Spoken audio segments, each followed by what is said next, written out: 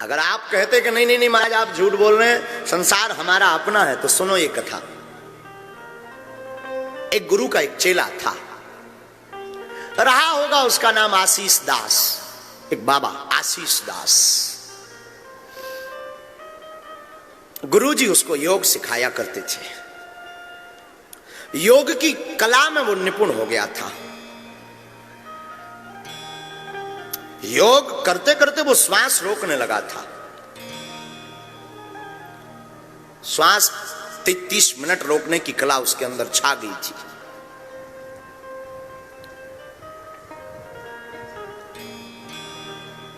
एक दिन 4-5 दिन गुरुजी के पास नहीं आया तो गुरुजी ने पूछा क्या हुआ? गुरुजी ब्याह हो गया। तो गुरुजी हंस गए, बोले अब तो तुम गए काम से। क्यों? ब्याह हो गया मतलब अब तुम किसी काम के नहीं बचे। हाँ, गए काम से। वो हंसा, महाराज आप कैसी बात करते हो, हमारी धर्मपत्नी चंद्रमुखी है, बड़ा प्रेम करती, बिना खाना खाए हम जब तक पाना लें वो नहीं पाती, हम जब तक सोना जाए वो सोती नहीं है, घर का पूरा काम करती, बड़ा ध्यान रखती, नहाने जाए तो कपड़े रख दें, नहाने के लिए सामग्री रख दें, वस्तुएं रख दें, बड़ा प्रेम करती। महाराज आप तो महात्मा आदमी, आपने कहाँ पत्नियों का सुख देखा? हमें तो हमारे बड़े ठाट बाट बढ़ गए जब से पत्नी आ गई, घर में एकदम प्रसन्नता छा गई, आनंद छा गया, मंगल छा गया, किलकारियां गूंजने लगी, और क्या कहना महाराज, दिल एकदम गदगद रहता, मन प्रसन्न रहता। महात्मा बोले वाह, तब तो तुम बिल्कुल काम से गए। तो आशीष दास और हंसा, जय हो आपकी। ये क्या उल्टी उल्टी भाषा बोल रहे गुरुजी आप? देखो हम तो प्रैक्टिकल वाले आदमी हैं बेटा। गुरुजी ने कहा तुम्हें लगता है कि तुम्हारी पत्नी इतना प्रेम करती है, तुम्हें लगता है तुम्हारा परिवार इतना प्रेम करता है, एक उपाय है।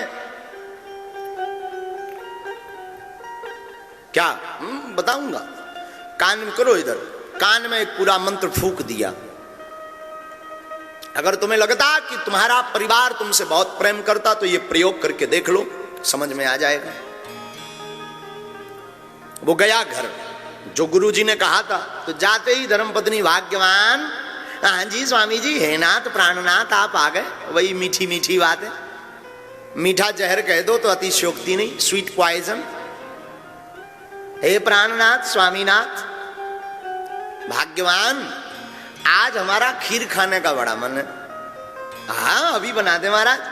तुरंत दूध बूध ला करके, काजू किशमिश ला करके उसकी धर्मपत्नी, जिसका नाम था लक्ष्मी, वो बढ़िया सा मीठा मीठा सा बढ़िया खीर बनाने लगी। प्रसाद तस्मई चढ़ गई, आनंद के साथ तस्मई चढ़ने के बाद में वो कहती महाराज आप कहो तो चरण दबा दूं? तो आशीष दास कहता नहीं नहीं नहीं नहीं ठीक है। जो गुरुजी ने बताया था उसे तो वो प्रयोग करना था। तो आशीष दास चढ़ गया अपने जो उसका घर था छप्पर वाला, उसमें एक लकड़ी लगी हुई थी मोटी सी, उसे म्यारी कहते हैं, गांव की भाषा में उसे म्यारी बोलते हैं। तो वो उस म्यारी पर खप्पर छाने का ढोंग करके चढ़ा।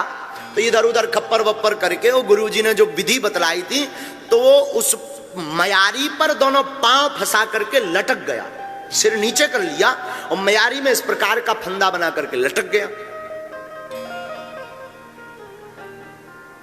2 मिनट 3 मिनट 4 मिनट 5 मिनट, वो 10-15 मिनट में खीर तब तक सिद्ध हो गई, बन गई। गुरुजी ने कहा था कि श्वास खीर बनते ही रोक लेना। उसके पास तो वो कला थी, क्योंकि योग का विद्यार्थी था, पारंगत था, निपुण था। तो उसने श्वास को रोका, श्वास को रोका तो पत्नी आई, और पत्नी ने वही अपने मीठे स्वर में कहा नाथ, ओ प्राणनाथ स्वामी, प्रसाद बन गया, आओ खीर पालो। अब इन्हें तो गुरुजी ने सिखा रखा था, ये तो हूं हाँ हूं कुछ ना बोले, लटके सो लटके एकदम। हाँ, पत्नी फिर बोली, थोड़ा जोर से बोली, शायद सुनाई नहीं, नाथ अरे स्वामी जी प्रसाद बन गया, खीर बन गई, आओ पाओ। फिर मौन। तीसरी बार फिर आवाज लगाई, क्या हुआ, कोई जवाब क्यों नहीं दे रहे? अभी तो बड़ा खटर पटर कर रहे थे, अभी तो बड़ा शोर मचा रहे थे, खीर बनाने के लिए हल्ला मचा रहे थे, आखिर हुआ क्या? पत्नी गई, देखा लटके हैं। हे भगवान, ये क्या खटर पटर कर रहे हैं महाराज, ऐसे क्यों लटके हो? हाथ एकदम पकड़ा और हलाया, उठो महाराज, ये क्या कर रहे हो, क्या हुआ? क्या खाक बोले? वो तो गुरुजी का सिखाया था, सुन सब रहा था, श्वास रोक रखी थी, पर बोले क्या? मौन। पत्नी 2-4 मिनट तो सोचती कुछ हुआ क्या, दबती बंद गई क्या, दांत देखे तो दांत ठीक, सांस हार्ट बीट कुछ भी नहीं चल रही। हे भगवान क्या हुआ? कान लगाया, थोड़ा मला, मालिश की, हाथ की हथेलियों को मला, थोड़ा सा सीना को मला, दबाने का प्रयास किया, नाक को फूकने का प्रयास किया। हे भगवान, घबराने लगी, थोड़ा पसीना आया उसे, थोड़ा वो घबराई, थोड़ा वो बेचैन हुई, थोड़ा वो उत्सुक हुई, थोड़ी सी आंखें भी नम हुई, थोड़ी सी शरीर में कंपन भी उसको लगने लगी, कहीं जो मैं सोच रही हूं वो हो तो नहीं गया। जब 2-4-5 मिनट बीत गए तो उसे लगा कि टैं बोल गए, सच में टैं बोल गए हैं। अब विचार किया कि ये तो मर ही गए आशीष दास, हम क्यों भूखे मरे? अगर रात का 11 बज रहा है और कहीं अभी से रोना शुरू किया तो कल 2-3 बजे तक तो कोई पूछने वाला नहीं है, क्योंकि सब आ जाएंगे, और रात का समय और ऊपर से दिन भर की भूखी और फिर रोना, तबीयत फिर खराब।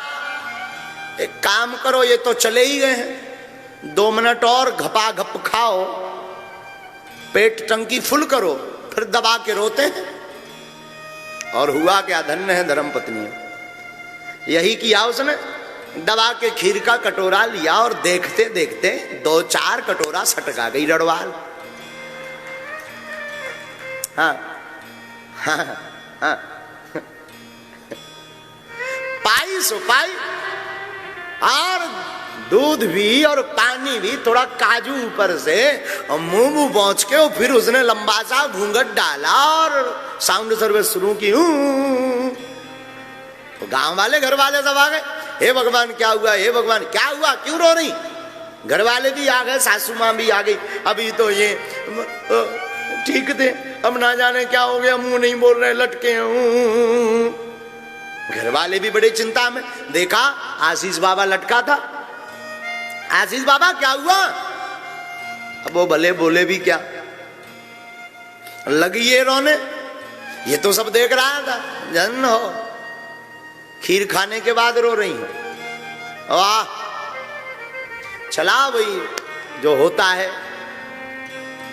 लोग आए, सुबह हुई, स्मशान बनने लगा, किसी के आंसू बंद नहीं हो रहे, सब रोए जा रहे। सुबह प्रातः का, बड़े गौर से सुनना ये कथा, ये हमारी आपकी सबकी कथा है। वही मरघट की वही तैयारी होने लगी, एक डबला लाया गया, करवा लाया गया, लकड़ियां बनाई गई, रिश्तेदार आ गए, गमगीन हो गया, एकदम सूनापन छाने लगा एकदम। पत्नी अपनी याद में रोए, अपने अतीत को ध्यान कर करके, माता पिता अपने अतीत को ध्यान कर करके रोए। हमने बच्चे को हाथ में खिलाया, भोजन कराया, सब रोए जा रहे। जैसे तैसे करके उनको नीचे लाया गया। अब ले जाने की बारी आई तो महात्मा, वो जो आशीष के गुरु थे, वो आए। बीच बीच में एक आध बार इसने चढ़े चढ़े सांस ली, और फिर वही क्रिया तो उसकी मजबूत थी योग की, वही क्रिया करे बार बार। गुरुजी आए तो गुरुजी ने देखा, ओ मर गया, राम राम राम। पांव पकड़ के सब रोने लगे, घर वाले भी, माता भी, पत्नी भी। हे महाराज, आप तो बड़े सिद्ध हो, महापुरुष हो, अमलात्मा हो, साधनाएं हैं आपके पास, तो मंत्र विधा है, आप जिंदा करो ना। तो महात्मा ने कहा कि हम जिंदा कर देंगे। बोले वाह, अब तो घर वाले बड़ी चमचमाती आंखें, चेहरे पर थोड़ी मुस्कुराहट छाने लगी, रोना थोड़ा कम हो गया। महाराज फिर जल्दी करो, देर हो जाएगी, शरीर दुर्गंध देने लगेगा। अच्छा एक काम करो, दूध लाओ एक कटोरा में। एक कटोरा में दूध आया, कटोरा का दूध लिया और महात्मा ने वो आशीष दास के ऊपर से 7 बार यूं यूं यूं यूं घुमाया और कहा कि ये तो जिंदा हो जाएगा, पर ये जो दूध पिएगा वो मर जाएगा।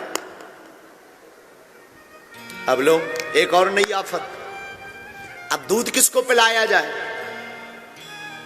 तो सबसे पहले पिता को कहा, तुम्हारा तो बुढ़ापा है,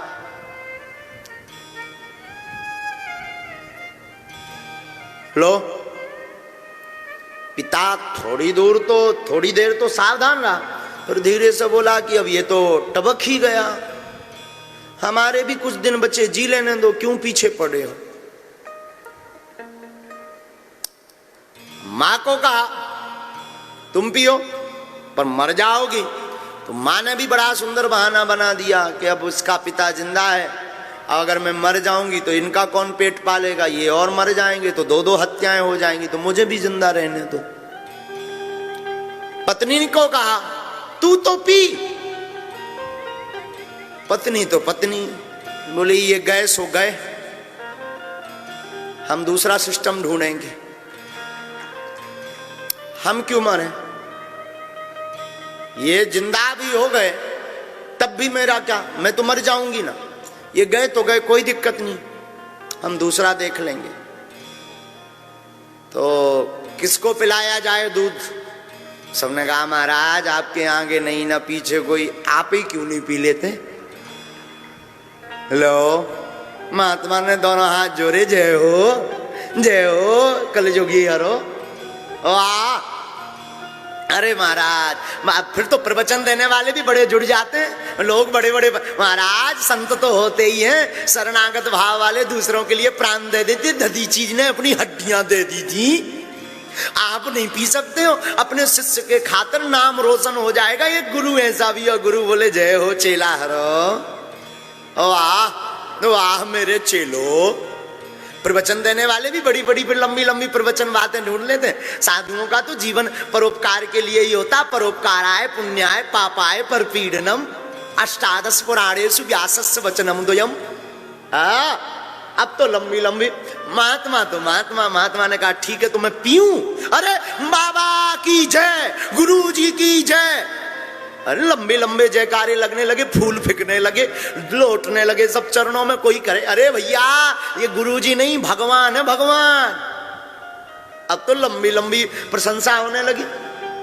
महात्मा ने वो कटोरा लिया और पिया, सिर पर हाथ फेरा, बेटा उठो, हो गई लीला। और आशीष कौन मरा था? आशीष तो नाटक कर रहा था जगत को जानने के लिए, और वो उठा और गुरु के चरणों में गिर पड़ा। सच कहूं तो गुरु परमात्मा के अलावा कोई तुम्हारा नहीं है।